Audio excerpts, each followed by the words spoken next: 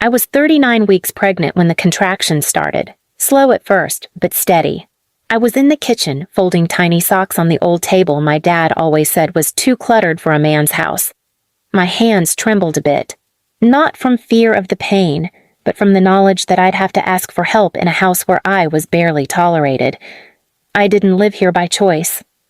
My fiancé, Michael, had died in a car accident just 6 weeks earlier. A drunk driver left me widowed, unemployed, and pregnant in the same breath.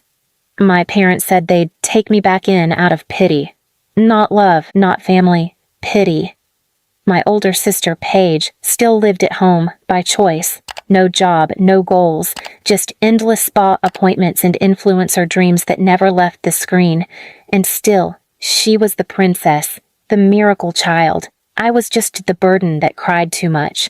Please subscribe to our channel and tell us in comments from where are you watching this video. I placed a hand on my belly and winced as another contraction rolled through. Dad, I called down the hall. It's starting. I think I need to go to the hospital. The TV was blaring in the living room. Some political rant Paige always had on to make her feel like an intellectual. My mom was nowhere in sight, probably with her wine and white noise machine in the sunroom. Dad? I said again, louder now. Then he appeared, slowly, like I'd just interrupted something sacred. Do you have any idea what time it is? He snapped. Your sister is recording her podcast. I'm in labor, I said breathlessly, gripping the table edge. I need help. You couldn't hold it in till morning? His voice was dripping with disdain, like I was a dog begging to be let out. It doesn't work like that, I said through gritted teeth. You always do this, he muttered, turning to walk away. Drama queen since birth. I barely made it to the front hallway before another contraction hit, harder this time. I knelt down, tears stinging my eyes. I called out again. Dad, please. Then I heard Paige's door swing open. Are you kidding me right now? She shouted, mascara wand in hand. I told you I had an interview with that makeup brand tonight. This is my big break. She's doing this for attention. She always ruins everything. It's not attention, I croaked. The baby. He's coming. Dad stormed back in. You've already taken too much from this house, he growled. Now you want to ruin your sister's future too? Before I could answer, he grabbed my arm and yanked me upright. Pain shot through my back. Dad, stop. But he didn't. He dragged me by the wrist at first, then by the hair when I tripped on the mat. My knees scraped the tile. I screamed, begged, sobbed. You're not gonna wreck this night, he hissed. You already wrecked your life. He opened the door and flung it wide into the cold air. Go have your bastard kid in the street. Dad, please.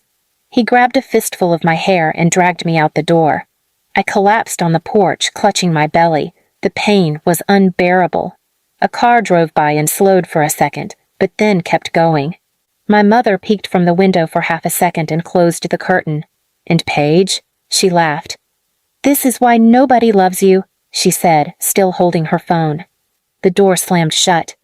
I was alone, in labor, on the porch. I don't remember crawling down the steps. I don't remember how I made it to the sidewalk, but I remember the woman. A nurse getting off shift, pulling into the driveway next door. She jumped out of her car and ran to me. Oh my God, are you in labor? I could barely speak. I just nodded and pointed toward my belly. Within minutes, she had me in the passenger seat of her car with the heat cranked up. She held my hand as she dialed the hospital. I saw the way he pulled you, she whispered, trembling. He could have killed you both. That night, my son was born. Healthy, screaming, eyes like his father's. I named him Chance because that's what I never got in that house, a real chance. But the silence that followed wasn't mine, it was theirs, because I never answered their calls, never sent a photo, never texted back, not even when my dad left 20 voicemails saying, you overreacted. But what I did next was quieter than revenge, and louder than rage. The hospital kept me for 3 nights. Not because of complications, but because I begged them not to discharge me yet. I wasn't ready to go back into the world. I wasn't ready to be reminded that the people who were supposed to protect me left me screaming in the cold. The nurse who found me, her name was Lorraine, visited me every morning before her next shift. She brought me snacks, swaddled Chance when my arms trembled, and never asked questions that hurt, just stayed. I'll never forget her face when I asked, voice shaking, "Do you think I deserved it?" She didn't answer with a yes or a no. She leaned down, kissed my forehead, and said, "Nobody who deserves pain asks if they do." That stuck. When we were finally discharged, I didn't call my parents. I didn't text Paige. I didn't even take a cab to their house. I used Lorraine's address as my emergency contact and walked with Chance in my arms to the women's shelter she volunteered at twice a month. It was quiet, worn, and kind. They gave me a bed, a blanket, formula, dignity. And when one of the women in the bunk across from me said, "He looks like someone who's going to rewrite your whole story," I cried for the first time since labor, not from fear, but from hope. 3 weeks passed. Then a letter came. No return address, but I recognized the handwriting like it was carved into my spine. My mother's cursive, pretty and poisonous. "We're worried sick. You've embarrassed the whole family. If you don't return soon, your room will be cleared and given to someone who actually contributes. No mention of Chance, not one word about the baby. Just threats wrapped in fake concern." I didn't reply. 3 more letters followed. Then voicemails. One where my father said, "You can't hold a grudge forever. It's childish." Another from Paige. "You ruined my career, you know. I had to reschedule with the brand 3 times, all because of your drama." And then came the voicemail that twisted something inside me so deep I could hardly breathe. "You should be grateful we didn't call the cops for trespassing. That's still our house. You had no right to bleed all over our porch like that." I stood in the hallway of the shelter holding my phone like it was a weapon. A few women around me looked up. One of them, a mother of 2, who had just gotten away from a man who used to lock her in a laundry room, said quietly, "You okay?" I wasn't, but I nodded. Because something had shifted. I stopped crying about what they did and started thinking. Not revenge, not yet. Something colder. Something they'd never hear coming. Over the next year, I worked hard. I took every overnight shift at a local diner that would let me baby wear in the back while I washed dishes. I walked with Chance in a secondhand stroller through snow just to make it to GED classes. I borrowed textbooks from library bins, ate staff leftovers, learned budgeting from a shelter volunteer who used to be an accountant before her husband gambled everything away. And then, one day, I applied to a tech apprenticeship program that offered on-site childcare. 3 interviews later, I was in.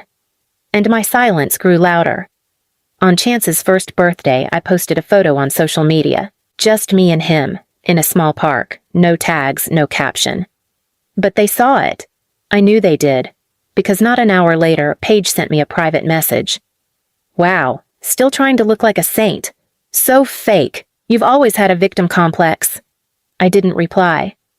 But that message confirmed one thing. They were watching, not caring, watching, waiting to be proven right about me being a failure. So I made sure they never got the satisfaction. By the time Chance was 2, I had moved into a 1-bedroom apartment, modest but clean. I hung his drawings on the fridge, labeled every Tupperware with sticky notes because he liked colors. I was earning just enough to stop checking the gas meter like it was a countdown. But I wasn't done. Because what they didn't know was that during that year, I'd started recording things. No, not videos, not calls. Memories. Dates, events, proof. Every cruel voicemail, every line from those letters. Every witness from the shelter who remembered me arriving, limping and sobbing, with a hand over my belly. I started building a digital journal, documented timeline, transcripts, screenshots. I didn't want to sue them. I didn't want to shame them publicly. I wanted to outlive them quietly, with evidence. I wanted the day to come when they needed something from me, and I'd give them nothing but that silence they shoved me into on the porch. And that day, it came. But not in a way they expected. It was 3.5 years later when I got the call. I was at work, sitting in the break room with a cup of vending machine coffee, watching Chance build a little train track under the table. He was humming to himself, quiet and focused like always. The receptionist peeked in and said, "Hey, there's a man on the line asking for you. Says it's urgent." I hadn't heard my father's voice in years, but I knew it instantly. "Your sister's in trouble," he said, skipping past any pleasantries. "She's at the hospital. She had a breakdown, a bad one." I didn't speak. "Your mother's hysterical," he continued. "We've been trying to reach you for hours. We thought maybe you'd show some maturity and put the past aside." Still, I said nothing. "She kept saying your name," he added, his voice suddenly softer. "Said she needed you." And that was the first time I felt nothing. Not rage, not heartbreak. Nothing. I ended the call without a word. 10 minutes later, I received a text from an unknown number. It was Paige. "Please come, please. I didn't know I was that cruel until it came back to me. I see it now. I see it. Please." For a second, just 1 second, I almost cried. Then I remembered the sound of her laugh when I was dragged out into the cold. And I remembered the voicemail about bleeding on the porch. And I remembered my son's first breath, taken without family, without flowers, without a single person in that room who shared my blood. And I replied with a single text. "You told me I ruin everything. I didn't want to ruin your recovery." I turned my phone off for a week after that. But the messages didn't stop. Eventually, my mother reached out directly. She wrote an email, lengthy, dramatic, laced with passive-aggressive regret. She said they were confused during that time. Said Paige had been going through stress. Said they weren't perfect parents, but tried their best. And then, buried in the middle of the email like it was nothing. "We're selling the house, and the buyer said it would mean a lot if you came to sign something for the historical family record. Your birth certificate is framed in the study." They were selling the house. The house. The one I bled on. The one I was dragged out of. The one where my cries went unanswered and my labor was called an inconvenience. That night, I didn't sleep. I watched Chance snore softly in his bed, arms wrapped around a stuffed turtle, and I thought, if I go back, it has to be on my terms. My silence wasn't just absence, it was power, and this is the moment I prove that. So I showed up, alone. I wore a black coat and simple heels, no makeup, no smile. They weren't expecting me to actually come. I could see it in my mother's tight jaw, in my father's frozen posture by the stairs, in Paige's eyes, tired, hollow, rimmed in red. The house looked smaller. I looked stronger. "I came for the certificate," I said. "We framed it," my mother said, leading me to the study like it was some sort of trophy she was handing over. And there it was. My name, my birth weight, the day I entered a world that didn't want me. I stared at it for a long time.